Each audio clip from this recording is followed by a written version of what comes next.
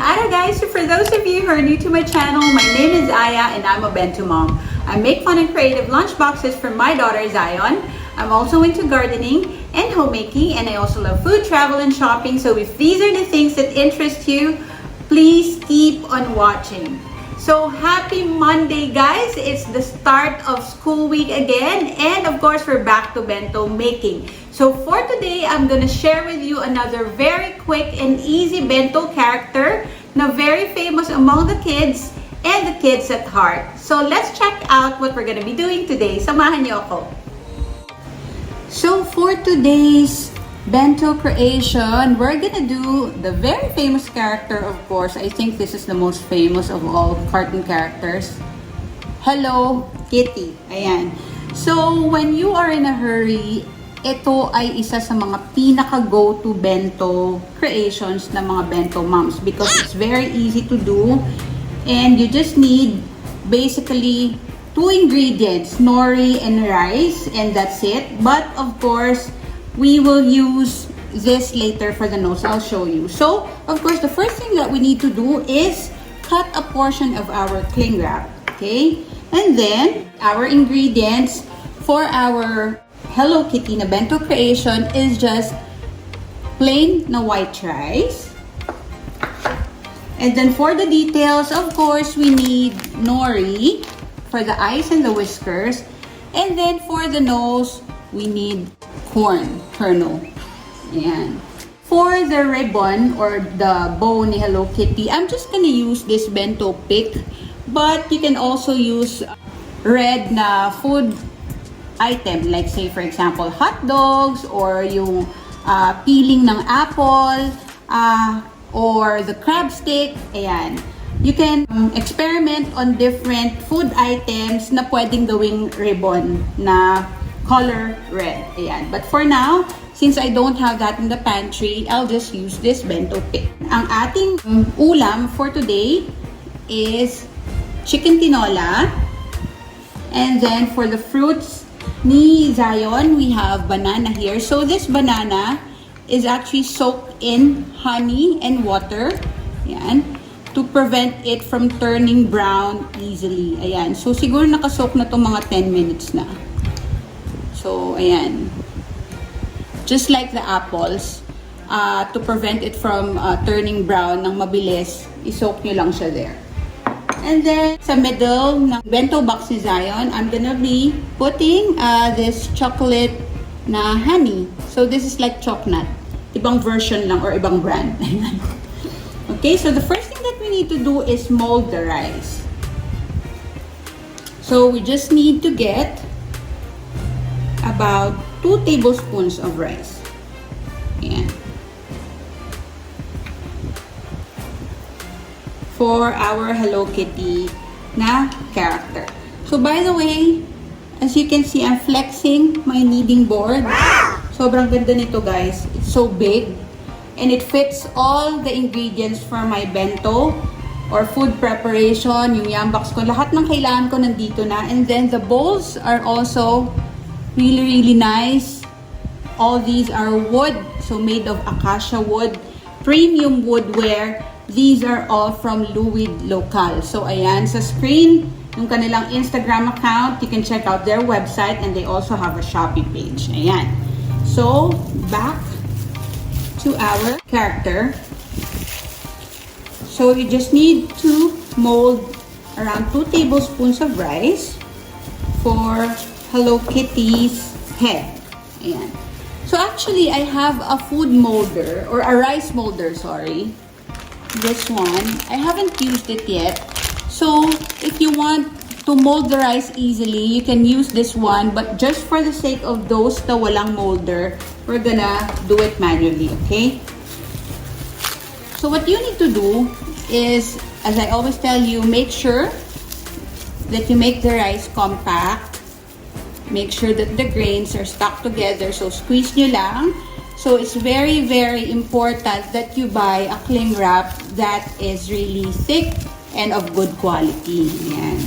Para hindi mabubutas yung cling wrap if you squeeze the rice and make them stick together. So the shape that we want for Hello Kitty is basically just an oval shape or an oblong shape for the face. Ganyan siya, diba?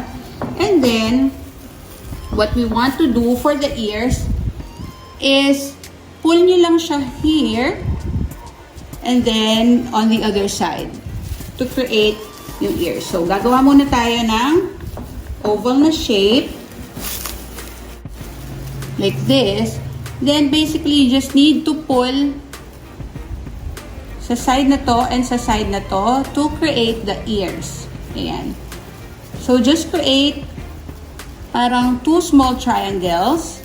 There, here, and then here. Ayan. And then, slowly, mold it into the shape of Hello Kitty. So, let's do it together. So, slowly,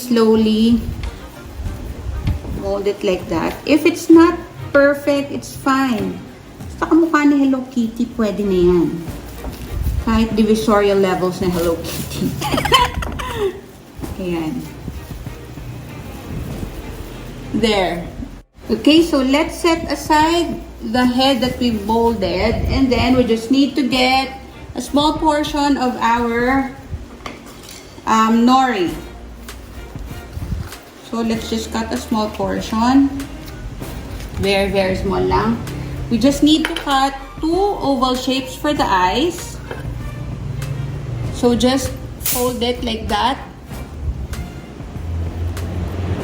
So that when you cut the oval shape, it'll be 2 pieces already pag naka-fold. And then, they're gonna be the same exact size. So, here you go. So, 2 oval shapes. So, dalawa na siya agad. That's why you need to fold it so that you can cut 2 oval shapes already. Okay? And then, let's set this aside. And then, we need to cut 6 straight lines for the whiskers. So, there, as you can see. And then, naka-fold din yan. So that when I cut it, it's already gonna be 2 each. So, 1, 2, and then 3. So, yun na siya. So, 6 na straight lines na siya. There. So, bale 6 na. Ganito siya for the whiskers. 6 here. Okay? So, let's set all of these aside. And let's get our molded rice. Here. Yeah. So, let's open it. So, the first thing that I'm gonna be doing is I'm gonna be putting the ribbon first. Here. So, I'm gonna be using a bento pick for this one. Like what I've said, you can use any food item that's color red or pink. There. And then, you need to put the eyes. So, let's get the eyes that we cut in. There. So, just need to put it here.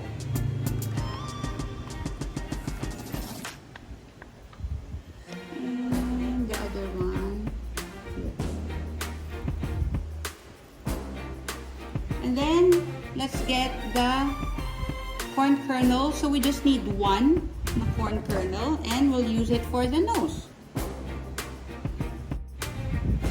Okay, so the next thing that we need to put are the whiskers. We just need to get the whiskers na kinat natin. So 6 here. And then here. And then here. So 3 on each side. There. There you go. So this is our character.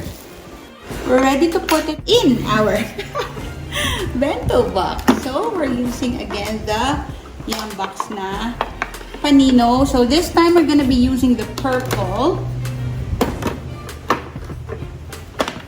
Ito yung ginamit natin the last time. And if you remember the last time, pinagpalit natin yung Lunchbox original and panino. So, this is the Lunchbox na original. And then, ito talaga yung container niya. As you can see, the divisions here, it matches. Yan.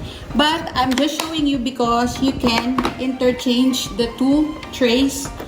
So, but we're gonna be using this purple one. And this is the original tray ng Lunchbox panino. Here. It matches. But, if you interchange them, it's okay. It will still be leak-proof. Okay? So, for the base, I'm gonna be using romaine lettuce. So, this is also good because your kids can snack on the lettuce. So, it can be a salad as well. And so, this is just the base of our creation. So, let's just cut it a little.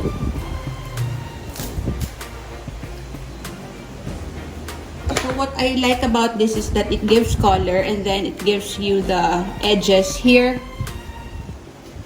to design your box. And then we'll put Hello Kitty here.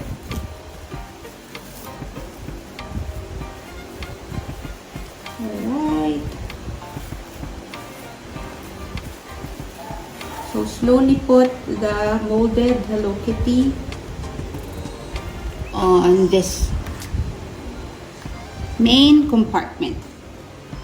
There. Okay. And then, of course, we'll be putting the sides here now. So for the bananas really turn brown eventually. But, as I've said, to prevent it from turning brown quickly, you can soak them first here. Honey with water is what I use. So I'm just going to be using the picks here for the banana. So make sure, guys, that your hands are clean, okay? Like what I always say.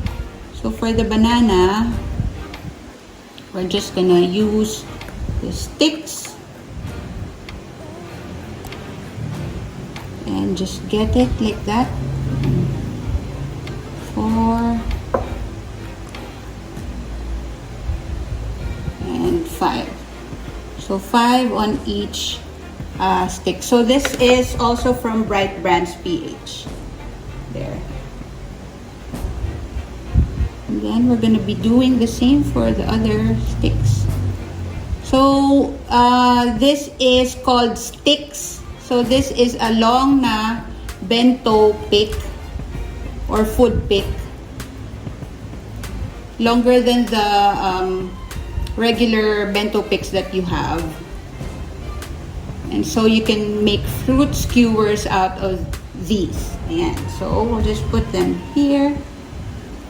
Like that. Here.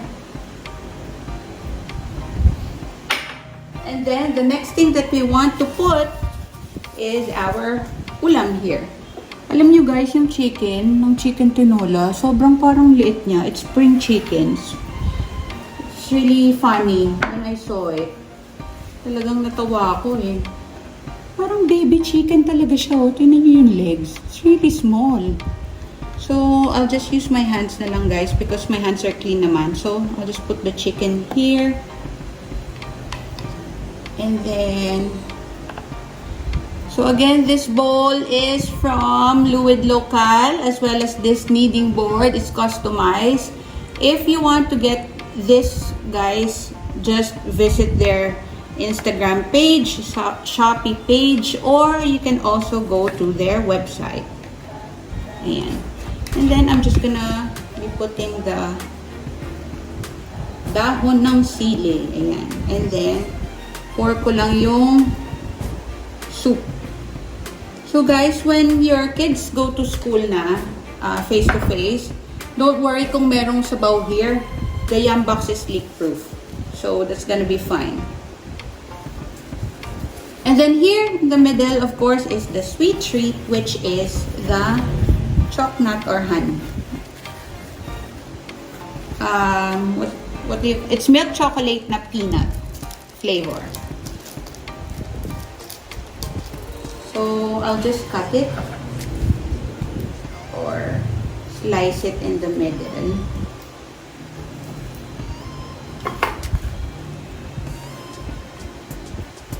So we'll just put it here. Ayan. And then I'll just put the kitty na bento picks. There. So I'll just put picks here as well. You know guys, the food picks are actually nice because it makes your kids get the food items easily without having to make their hands dirty. Ayan. And then, I'm just gonna put the other one here. Para Zion can easily pick up the veggies. Ayan. So, this is our finished product. So, that's it guys for today. I hope you enjoyed the bento creation for today. If you did, please like and share this video. And also, please don't forget to subscribe to my channel and hit the notification bell para palagi kayong updated if I have a new video upload. Thank you for watching guys. See you on my next vlog. Bye!